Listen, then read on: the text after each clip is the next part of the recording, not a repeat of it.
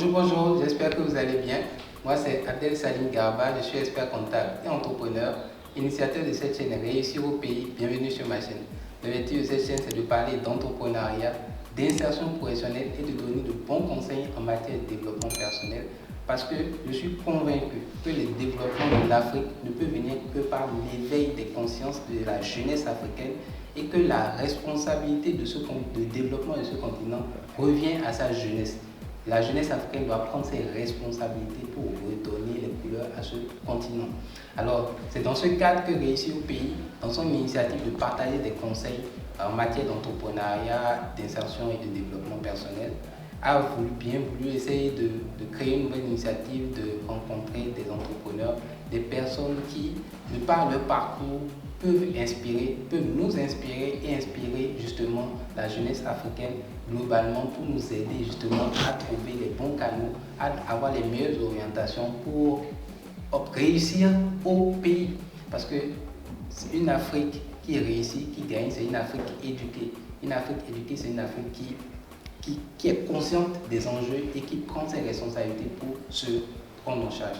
Donc aujourd'hui, on a un très éminent invité, un professionnel aguerri, vraiment, et un entrepreneur professionnel et entrepreneur aguerri, au parcours franchement remarquable. J'ai eu la chance, vraiment la chance de le rencontrer. Et je me suis dit qu'il faut forcément que je le présente dans cette émission, qu'il parle un peu de son parcours parce que je suis sûr que il pourra vous inspirer aussi, tout comme il l'a fait avec nous. Donc, Monsieur Boubacar Sène, bienvenue parmi nous. Merci, Monsieur Garba Salim. Je dis bonjour aux internautes et à tous ceux qui nous regardent. Bonjour. Merci beaucoup d'avoir accepté d'être parmi nous. Alors, M. Boubacar Sène, c'est le président et fondateur de l'Institut supérieur des sciences de l'entreprise, l'IC, qui est au Cameroun, basé à Yaoundé. Et il est également consultant pour la Banque mondiale. Il a un sacré parcours parce qu'il a travaillé avec plusieurs organisations internationales. Il est certifié CIA, donc certifié il a la certification internationale en audit interne. Et franchement, ce serait intéressant, M. Boubacar, qu'on sache qui est M. Boubacar Sène. Merci beaucoup, Salim. Je crois que Boubacar Sène, c'est juste un citoyen sénégalais, n'est-ce pas, qui est né dans un village qu'on appelle Yoff, n'est-ce pas? Il y a de cela quelques 55 années. Et voilà, j'ai fait mon école primaire dans mon village, ensuite au cours Sainte-Marie de Anne, ensuite l'université Cheikh Anta Diop. Par la suite, j'ai fait le CESAC. Okay. Mais entre l'université Cheikh Anta Diop et le CESAC, il s'est passé beaucoup de choses. Parce que quand je suis sorti de l'université, j'ai fait beaucoup de petits travaux, de stages. Et je me suis rendu compte de la nécessité d'aller me reformer encore. C'est dans ce sens-là que je suis retourné à l'ENSUP d'abord. Après une maîtrise en sciences économiques, je suis allé faire de la comptabilité. Et j'ai fait là-bas le diplôme supérieur comptable. Ensuite, je suis entré au CESAC pour faire le DSS d'audit international à l'époque. C'est comme ça qu'ils l'appelaient. Okay. Voilà, de là, je suis allé dans les cabinets comptables. Voilà, j'ai fait les cabinets comptables avant d'aller dans la Société nationale des eaux du Sénégal. Mais de là-bas, je n'ai pas senti, en tout cas, que j'étais dans mon assiette parce que je voulais aller vers d'autres challenges, voilà, d'autres objectifs. Et c'est comme ça que j'ai cherché à aller dans les programmes de la Banque mondiale, comme RAF d'abord, voilà, responsable administratif et financier, pendant 6-7 ans. Ensuite, j'ai été DAGE de Intra Health, qui est de l'USAID. Et c'est après ça maintenant que je suis allé au Cameroun dans une organisation internationale qu'on appelle l'OAPI, Organisation africaine de la propriété intellectuelle, où j'étais le contrôleur financier. Je faisais partie de l'équipe dirigeante. Là-bas, c'était donc dans des mandats. Au bout de 2 mandats, un mandat de 5 ans renouvelable, le deuxième, il fallait quitter. C'est entre-temps maintenant que j'ai mis en place cet institut, l'Institut supérieur des sciences de l'entreprise. Parce qu'avant cela, j'ai enseigné. Voilà, j'ai enseigné dans les EPS. Et même avant même de commencer dans les cabinets comptables, j'ai enseigné dans les lycées. J'ai enseigné dans les lycées. Donc le virus de l'enseignement m'a toujours poursuivi. Et c'est dans ce sens-là donc que voilà, j'ai pensé à mettre en place cet institut. Ok, parfait. Alors, déjà, de par ce brillant parcours, pour déjà ceux qui s'intéressent aux certifications professionnelles internationales, ma deuxième question serait de savoir à quel moment vous avez eu l'idée de faire la certification CIA. Oui, la certification CIA, comme vous dites, je la connaissais à peine quand je quittais Dakar. Je la connaissais à peine, je dois dire, malgré que j'étais au CESAC. Mais c'est quand j'ai commencé à travailler au niveau international que j'ai senti la nécessité de m'arrimer à ce qui se fait au niveau le plus haut. Et comme j'étais dans le métier de l'audit, le CIA s'imposait. Et c'est dans ce sens-là que je me suis mis à l'époque à faire le CIA. À l'époque, c'était les 4 parties. Et une à une, j'ai commencé à les faire. Je dois avouer que j'ai eu énormément de peine pour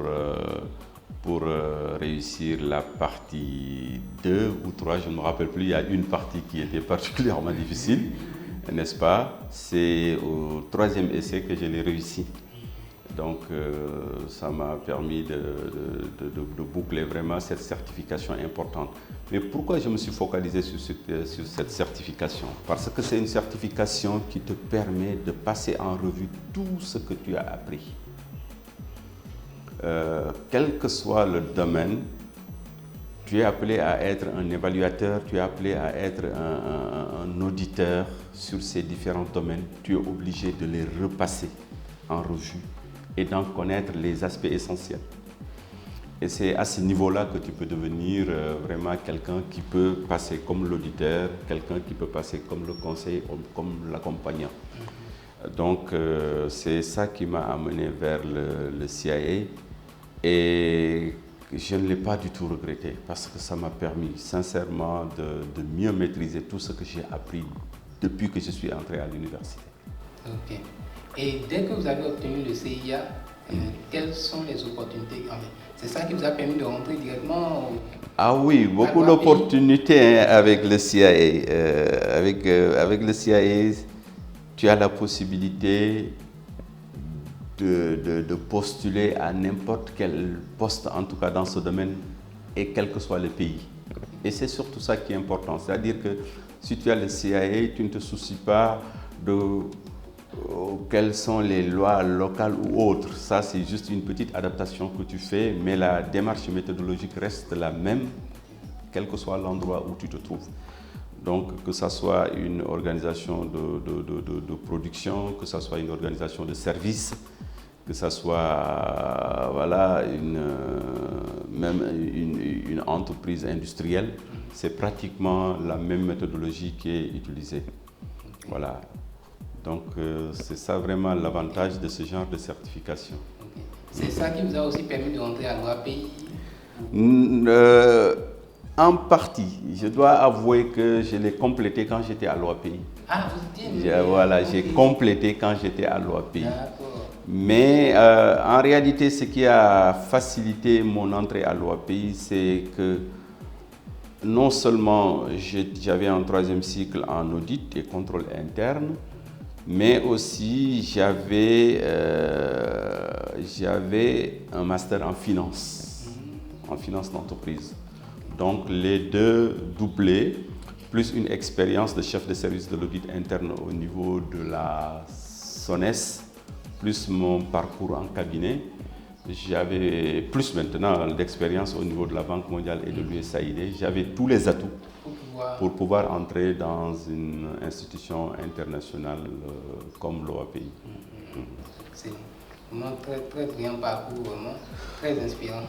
Oui, brillant c'est trop dire, en tout cas assez remarquable, surtout pour quelqu'un qui est parti de rien du tout. Hein. De rien du tout. Moi, je suis parti d'une famille modeste.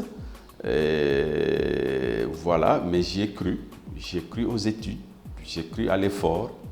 J'ai eu de l'ambition dans ce que je voulais parce que je pouvais me contenter d'un poste de chef de service à la SONES qui me conférait une certaine sécurité.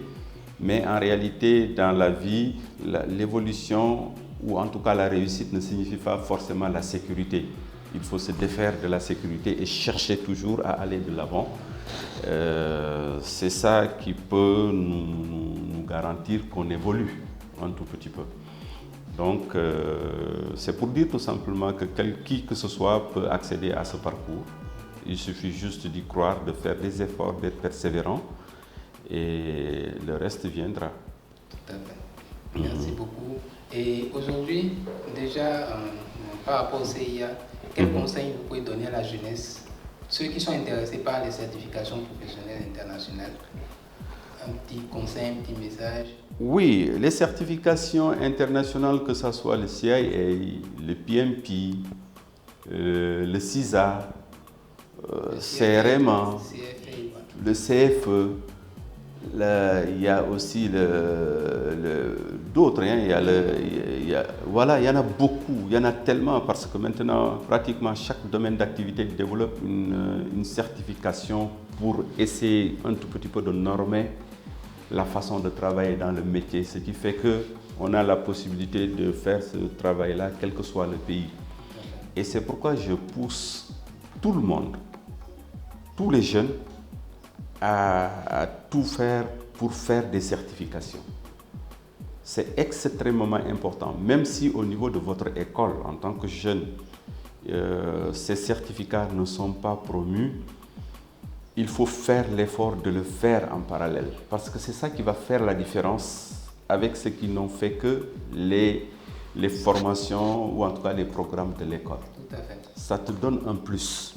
C'est la raison pour laquelle d'ailleurs moi au niveau de mon institut, au niveau de IC, je fais tout pour que les jeunes sortent non seulement avec les diplômes mais avec une certification, parce que ça leur permet d'être sûrs de savoir ce qui se fait au niveau international et de pouvoir également postuler au niveau des postes les plus importants, quelle que soit l'institution, au niveau national comme au niveau international. Alors, donc, Monsieur Sen, vraiment tout ça c'est brillant, c'est excellent et c'est d'excellents conseils vraiment à la jeunesse qui ne sait pas forcément l'importance justement des certifications. Vraiment, merci beaucoup pour le témoignage, pour justement le message fort justement qu'il a adressé. Et comme vous le disiez tout à l'heure, vous essayez à travers l'Institut, lycée, d'intégrer. Donc ce serait bien de nous en dire plus sur l'Institut. Qu'est-ce qui vous a donné l'idée de l'Institut, de créer un Institut des sciences de l'entreprise? Oui, merci beaucoup. L'Institut supérieur des sciences de l'entreprise, IC, je l'ai créé à la suite d'un appel qui m'a été fait pour venir enseigner dans un institut supérieur au niveau du Cameroun. D'abord, je recevais chaque année des stagiaires dans mon service et je me rendais compte qu'ils n'étaient pas du tout préparés à exercer sur le terrain le métier qu'ils étaient censés avoir appris au niveau de leur structure. Et au fur et à mesure que je les accompagnais, ce sont les étudiants eux-mêmes qui demandaient « Est-ce que, monsieur, vous pouvez faire quelque chose, peut-être venir à notre école pour nous enseigner un certain nombre de choses ?» Et ils en ont parlé à la direction de leur école et la première école m'a saisi pour me demander si je pouvais les aider à assurer certains cours en matière d'audit interne. C'est par là que j'ai commencé. Donc, j'ai commencé par l'audit et puis ensuite, quand j'ai eu le CIA, j'ai commencé à accompagner les gens qui veulent faire le CIA. Et là, je le faisais de manière très démocratique, c'est-à-dire que je faisais tout pour que le CIA soit démocratisé, que tout le monde puisse y accéder. Parce que moi, je me rappelle, c'est mon entreprise qui payait pour que j'aille en France faire certains cours de préparation. 3 jours, c'était presque 2000 euros, 3000 euros. Ça, tout le monde ne pouvait pas l'avoir. Et c'est pourquoi quand j'ai décidé de l'enseigner, j'ai mis à 250 000 la contribution pendant 3 mois. Et moi-même, j'achetais tous les supports. Je partageais avec l'ensemble de mes étudiants. Et j'essayais par ce moyen-là de démocratiser vraiment l'accès à cette certification parce que je connaissais vraiment l'importance et je voulais vraiment que tout le monde puisse y accéder. Et donc, c'est dans ce cadre-là que j'ai créé IC. Et quand j'ai créé IC, quelque temps après, la nécessité de l'étendre à l'académique s'est manifestée. C'est dans ce sens-là donc que j'ai cherché une autorisation au niveau du ministère de l'Enseignement supérieur du Cameroun. Et j'ai commencé depuis 2015 à dérouler. Par la suite, maintenant, je me suis allié avec des Français qui ont accepté de délocaliser leur diplôme au niveau de lycée. Et je déroule ces diplômes français avec une touche particulière. Je l'adaptais au marché de l'emploi camerounais, n'est-ce pas? Et également, je faisais tout également pour le développement personnel des étudiants. Parce qu'en réalité, ce qui est important, ce n'est pas les connaissances techniques tout simplement, mais surtout le profil de l'étudiant IC que je voulais donner. C'est un étudiant déjà qui a l'esprit ouvert au monde, qui a l'esprit ouvert à un certain nombre de valeurs, notamment de pragmatisme, de travail, de vision assez grande, assez large, assez dynamique. Donc ça également, j'essaie d'accompagner les gens dans ce domaine-là aussi. Voilà. Donc si je devrais résumer ici, c'est vraiment compétences métiers pratiques, mais aussi et surtout arrimer aux standards internationaux et adaptés au marché local également. C'est ça que je cherche à avoir. Donc, Think global and act local. Acte local, yeah. Excellent, excellent. Et vraiment, c'est très intéressant, très inspirant. Et quelles sont les filières aujourd'hui de lycée? Bon, lycée, pour le moment, nous développons 2 écoles. Une école de management et une école d'ingénierie. D'accord. L'école de management permet de faire des licences et des masters sur place. L'école d'ingénierie, c'est juste des classes préparatoires qui nous permettent par la suite d'envoyer nos étudiants dans les grandes écoles d'ingénierie, soit en France, soit au Sénégal, soit au Maroc. D'accord. Voilà, les 2 années sont faites à Yaoundé et l'année de licence est faite dans l'école avec laquelle nous avons un partenariat. Au Sénégal notamment, nous avons l'IPOA. Maintenant, nous ne comptons pas en rester là parce que dès cette année-ci, nous allons mettre en place une école de droit, n'est-ce pas, qui va déboucher vers une licence de droit des affaires et fiscalité, n'est-ce pas? Et nous allons également développer une école digitale. Super. Voilà, nous allons développer une école digitale qui va un tout petit peu faire dans pratiquement tous les métiers du digital. Mais parallèlement à ça, nous avons un cabinet conseil ou en tout cas une activité de formation exécutive qui fait dans les ateliers du digital. Les ateliers du digital où, par thème, nous formons ceux qui veulent acquérir certaines compétences dans le sur le digital et nous les accompagnons. Donc voilà un tout petit peu IC et ses projets. Je ne devais pas dire tous mes projets. Non, mais c'est très bien. Ça permet que les gens soient au courant. Exact. Et ça me fait me demander, est-ce que tu prévoit de venir au Sénégal aussi Ah oui, ah oui, ça. ah oui, ça je crois que c'est la question qu'on me pose tout le temps. Voilà, bon, pour un parcours aussi. Exactement. Évidemment, on ne peut pas ne pas penser à faire la même chose dans notre propre pays. J'étais venu à Dakar quand j'arrivais il y a de cela 2 ans, parce que tout simplement le ministre de la Santé a voulu faire de moi son conseiller technique. Donc je suis venu et depuis que je suis là, 1 an après la pandémie est arrivée, avec un ministre de la Santé, on ne peut que s'occuper de ça. Mais mon projet, c'était vraiment de venir mettre en place l'école de Dakar, l'institut que je vais mettre en place à Dakar. Mais sous peu, nous y travaillerons et nous allons le mettre en place pour pouvoir assurer une continuité à ceux qui commencent par là-bas et qui veulent terminer ici. Et à ceux qui sont là également, de pouvoir partager avec eux notre expérience et voilà, leur prodiguer notre accompagnement. Super, vraiment excellent. Merci beaucoup en tout cas. Alors pour faire une deuxième, on va switcher vu nous sommes au niveau de lycée. Oui. Qui dit lycée, fondateur de lycée dit entrepreneur. Oui. Et ce serait bien, vous m'avez dit en off un peu comment, quand vous étiez jeune, vous aviez créé une petite initiative entrepreneuriale avec des amis.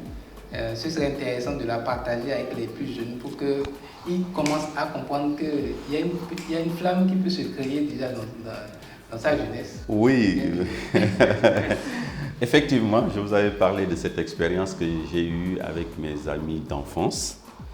Parce que je suis dans un groupe hétéroclite, des amis, il y en a qui ont fait des études supérieures, mais d'autres n'ont même pas dépassé l'école primaire, mais nous sommes tout le temps ensemble. Et à un moment donné, quand nous étions adolescents, à l'époque, j'avais sorti l'idée, au lieu qu'on s'asseye comme ça à boire du thé à tout moment, pourquoi ne pas développer certaines activités? Et une des premières activités qu'on avait pensé à l'époque, c'était d'acheter les grandes caisses de thé vert là. À l'époque, je me rappelle, la caisse coûtait 40 000, je connaissais bien le prix. Je ne sais pas maintenant combien ça coûte. Et l'idée était d'enrober la caisse sous en tout cas de pouvoir le vendre en une journée. Okay. C'est-à-dire on divisait ça en petites caissettes de 100 francs, 100 francs. À l'époque, on prenait la tasse là, la tasse 8, on remplissait.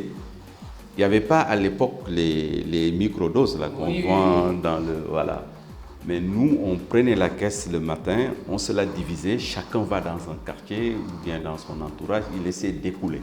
Et chaque jour, on se faisait un bénéfice de presque 40 000, parce que nous achetons à 40 000 et nous vendions à 80 000. Wow. Et c'est comme ça qu'on a fait. On l'a développé pendant 1-2 ans. Mais bon, comme les jeunes, comme on peut toujours le savoir, des fois, quelqu'un vient, il dit, bon, il ne participe plus, il travaille, il ne peut pas travailler, les autres ne travaillent pas. Donc, faute d'organisation, on a laissé comme ça des initiatives extrêmement pertinentes qui pouvaient en tout cas être persévérées, quoi. Voilà. Donc ça, c'est l'expérience dont je te parlais. Mais il faut dire que cette fibre d'entrepreneur ne m'a jamais laissé. J'ai eu même à faire du commerce. À l'époque, je me rappelle quand il y a eu l'année blanche, moi j'étais entre la Gambie et le Sénégal, je vendais des tissus.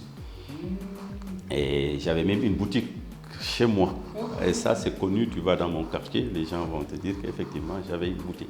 Il y en a même qui le rappellent à mes enfants. Ils disent, vous, il faut faire comme votre père, parce que ton père, il s'est bagarré, voilà. C'est pour dire donc que je suis parti de rien du tout, mais je n'avais jamais oublié mon objectif. Quand je faisais ce petit commerce, quand je faisais la boutique, mon objectif n'était pas d'en rester à ça. C'était d'être excellent dans ce que je fais. Voilà. Donc, dès que l'école a repris, j'ai confié ça à mes frères qui continuent.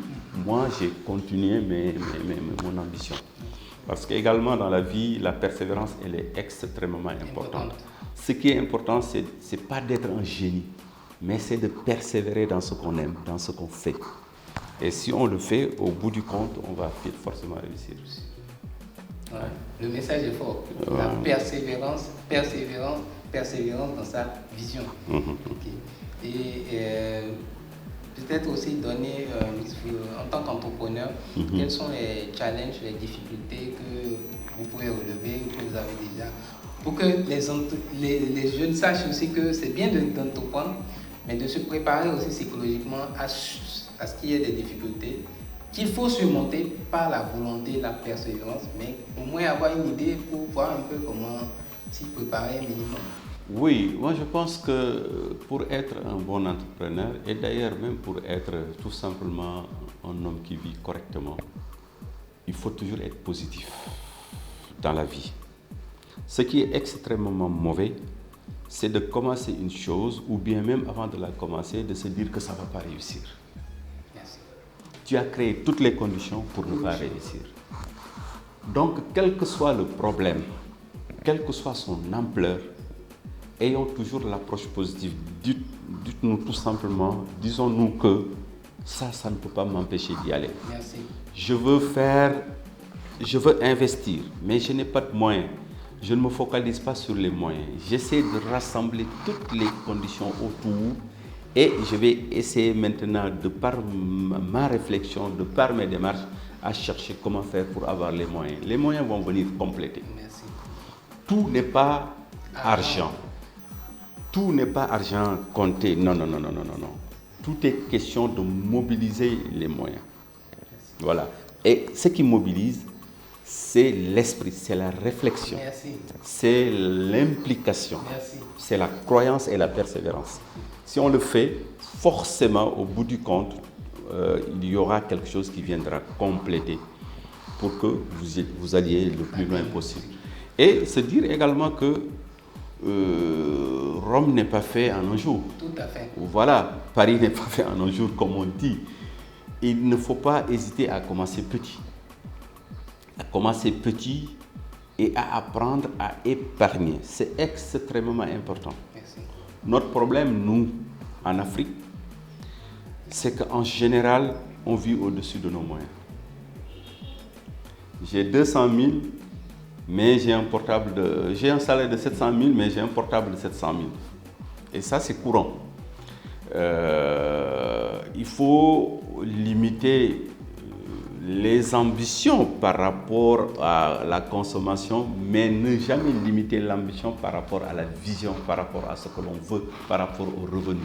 Il faut chercher à avoir le maximum de revenus, mais essayer de limiter au maximum les dépenses pour qu'il y ait de l'épargne. Et après l'épargne, on investit. Merci. Si on ne le fait pas, forcément, on sera toujours à la case départ.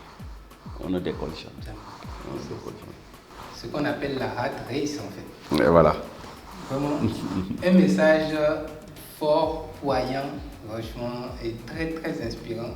J'ai l'habitude d'interviewer à la volée, avec authenticité. Vraiment, je suis très vraiment ravi que vous ayez vraiment accepté de partager votre expérience. C'est un parcours aussi brillant. Et puis, ce message-là, parce que je pense que une fois qu'on entend des gens comme vous qui nous donnent ce genre de message, qui ont fait leur preuve, ça nous encourage et ça nous pousse à poursuivre sur les voies sur lesquelles... Effectivement, Monsieur Salim, c'est moi qui vous remercie parce que la démarche que vous avez, je pense que c'est la meilleure démarche pour contribuer en tout cas à l'éveil des consciences. Il faut que des jeunes qui ont réussi dans les études montrent que ce n'est pas que par les études qu'on peut réussir dans la vie. Par l'entrepreneuriat, par la prise en charge de nos propres préoccupations et aspirations, on peut bel et bien réussir. Et ça, je pense que c'est une mission exaltante et importante que vous êtes en train de faire, en faisant croire aux jeunes qu'on peut réussir au pays, comme l'intitulé de votre émission, que je trouve vraiment inspirant. Et je crois que de ce point de vue-là, nous tous, nous vous disons merci et nous vous soutenons, nous vous accompagnons dans ce que vous faites. Merci beaucoup, M. Sen. Merci beaucoup. Merci beaucoup d'avoir pris le temps de nous partager cette expérience. Merci pour les encouragements, pour le soutien, parce que... Non, on est ensemble. Vous savez, vous essayez de... Vous battez, et c'est toujours encourageant d'avoir des feedbacks comme ça pour nous dire que, voilà, il y a quand même... Il y a des gens qui perçoivent ce qu'on dit. C'est encourageant et vraiment merci beaucoup pour le soutien. Merci. Et vraiment, pour tous ceux qui veulent justement intégrer le lycée, quel que soit s'ils sont au Cameroun, on sait déjà, on va laisser en dessous, en description de la vidéo, les contacts de l'Institut. Vous avez le site internet, toutes les pages sur les réseaux sociaux pour connaître davantage le lycée, qui d'ailleurs, par la grâce de Dieu, on espère, sera aussi au Sénégal et un peu partout. D'ici peu, oui. D'ici peu. Donc, vous pouvez suivre l'Institut et comment il évolue. Je suis sûr qu'avec un dirigeant et une équipe dirigeante aussi visionnaire, que forcément dans les 10, 20, 30 prochaines années, ce sera un institut d'envergure africaine, pourquoi pas mondiale. Et c'est ce qu'on souhaite vraiment à M. Sen. Merci. Merci beaucoup pour le temps. Merci. Ça marche. Et j'espère que les messages de M. Sen vont vous toucher, ne serait-ce qu'un peu. D'accord. L'essentiel, c'est qu'il y ait un minimum d'enseignement à tirer, que ça vous serve d'une façon ou d'une autre et que ça vous aide à progresser dans votre vie pour réussir au pays. Parce que quand un Africain, 2 Africains, 3 Africains réussissent individuellement, c'est l'Afrique qui réussit. Donc, j'espère que ce message vous parviendra. Donnez-nous vos avis en commentaire. Quels sont les messages, les éléments du message tout clés de M. Sen qui vous ont touché? Donnez-nous-les en commentaire. Partagez un maximum à toute la jeunesse, à toutes les personnes. Parce que l'entrepreneuriat est à tous âges. D'accord, tu as dit, c'est vrai que je ne le dis pas assez, je m'adresse à la jeunesse, mais on peut le faire à tous âges. Tout âge, effectivement. À 70 ans, le colonel Sanders, KFC, a lancé KFC. Ouais. Il avait 70 ans. Donc on peut le faire à tous âges. Donc partagez à toutes les personnes qui ont besoin d'éveil, de clés, de motivation. Donc on se dit à très bientôt pour une nouvelle vidéo. Ciao, ciao.